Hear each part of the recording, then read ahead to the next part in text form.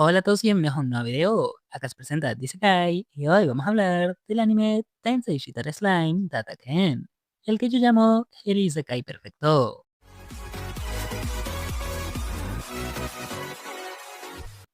En este video les quiero hablar un poco de un anime que en lo personal me encanta a pesar de que sé muy poco del mismo. Y es que Tensura, como se lo conoce de forma abreviada, Tensei Shitara Slime Dataken, como lo llamé al principio del video, o simplemente el anime de Shiguro o el anime del Slime, como también se lo conoce bastante, es una serie muy conocida con bastante contenido y una base de fans enorme. Y les puedo asegurar que yo formo parte de esos fans, porque para mi gusto esta es una serie sencillamente perfecta. Pero antes de entrar en materia de por qué la llamo perfecta, les voy a dar un poco de contexto de mi relación con esta serie, porque sé poco de ella, pero me gusta tanto, y a qué se debe tanto que haga este video ahora mismo, como el por qué la llamo una serie perfecta, que en realidad, más que una serie perfecta, la llamaría el anime Isekai perfecto, que es ligeramente diferente. La cosa es que la franquicia, por lo que sé y pude ver, cuenta con dos películas, dos OVAs, una temporada que creo que es más como un spin-off que no muestra la trama principal, y cuatro temporadas, con la última de ellas en emisión actualmente.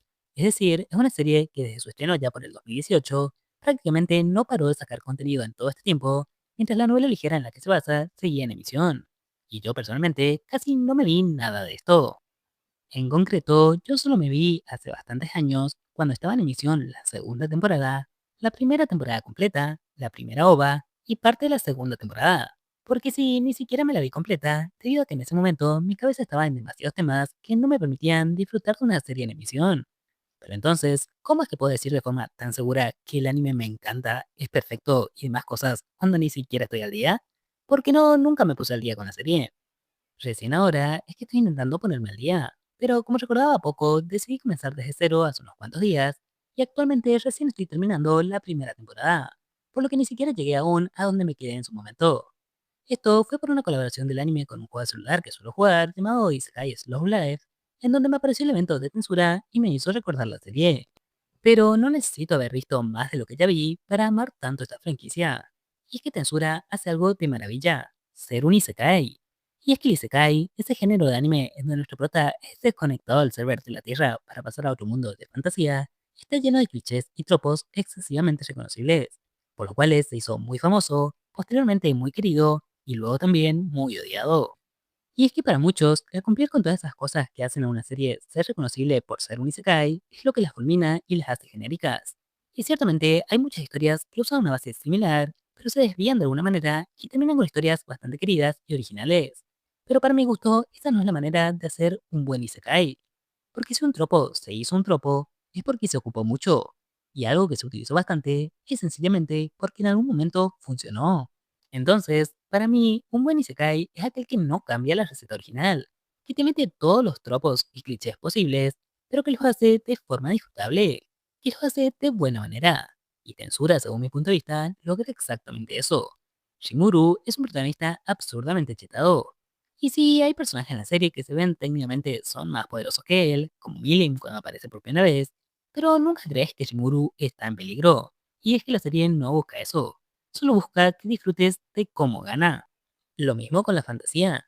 El anime te da un abanico completo de criaturas fantásticas, monstruos y magias, así como poderes llamativos de todo tipo. Muchas situaciones se llevan a extremos cómicos sin mucho sentido, porque la historia no busca que nosotros como espectadores llevemos nuestra lógica al mundo de la serie, sino que nosotros entremos en la lógica de ese mundo de fantasía por un momento. Y eso se aplica a cada elemento típico de un isekai que podemos ver en la serie. Por ejemplo, otra cosa que les puedo mencionar es cómo se utiliza el fanservice y las waifus, algo indispensable en la receta clásica de un isekai. Pero esta serie no las pone solo por el fanservice.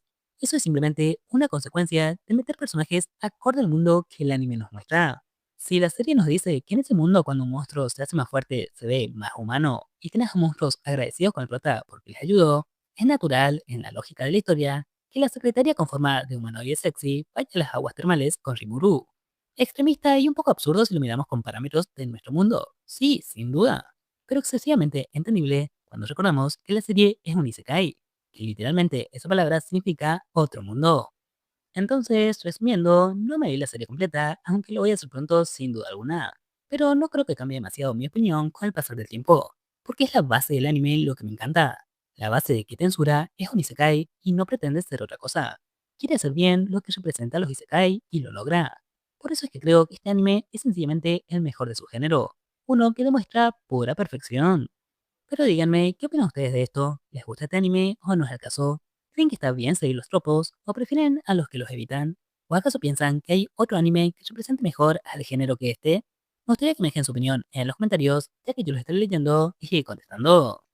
Y ya saben lo que también le dicen todos los demás youtubers. Si les gustó el video, les agradecería que se suscriban y le den a like. Mientras que si quieren apoyarme aún más, les invito a comentar algo sobre lo mismo, ya que de esta forma YouTube nos recomendará más y podemos crear una gran y bonita comunidad rápidamente. Así que ahora sí, sin más que decir, hasta el próximo video.